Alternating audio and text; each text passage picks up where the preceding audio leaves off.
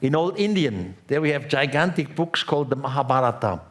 And one of these gigantic books is the 5th book, the Mausala Purva.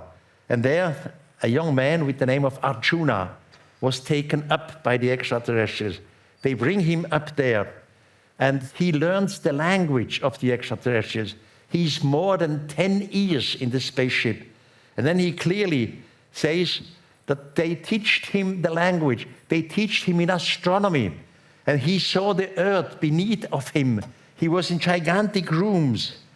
And even, he says, these extraterrestrials, he says the guardians of the sky, they had fights among each other. Some of these ETs wanted to make slaves out of us humans. Others was against it. Some of these ETs wanted to steal our raw material of the planet Earth.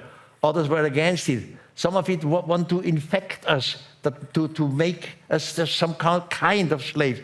And others were against. So they had a fight among each other. And Arjuna describes that one day he realized there were 3 cities in the sky.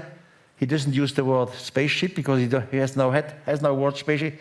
3 cities in the skies, and there was a war in heaven, and one of the cities exploded completely.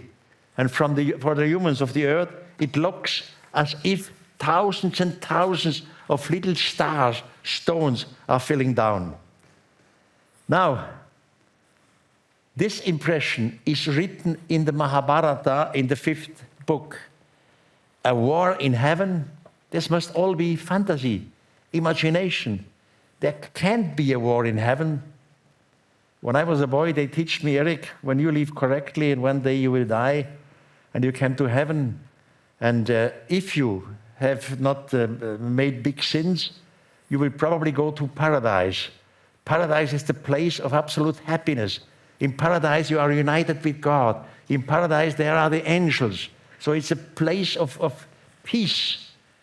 But don't you remember, even in our Christian Jewish tradition, there was a fight, a war in paradise.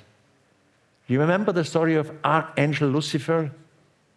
One day he came to the throne to the Almighty God and said, "We don't serve you anymore."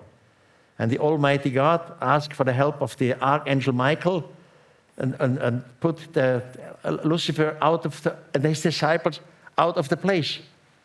So the word heaven is wrong. We must change the word heaven into space. A war in heaven makes absolutely no sense. A war in space makes sense, of course. Then we have to change simply a few words of antiquity in the antique text into modern terms, and the situation changes completely. I just made the example, change heaven into space. What are angels? Peaceful, wonderful beings with wings.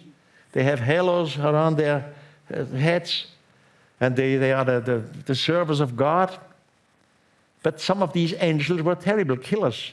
Read the Bible, the 2nd book of the Kings. One angel killed 185,000 Assyrians, just like this. No fight, no war, no weapons, just from heaven. He killed 185,000 Assyrians. Hey, what kind of angels are these? And funny enough, the same story we find in hieroglyphics, so from the Egyptian part, on a temple wall in Edfu.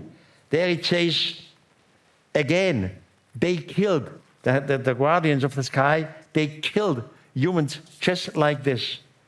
So heaven is probably space, definitely, and angels are not angels. Angels are extraterrestrials, cherubims, all these words of antiquity which we adored because they have a religious meaning.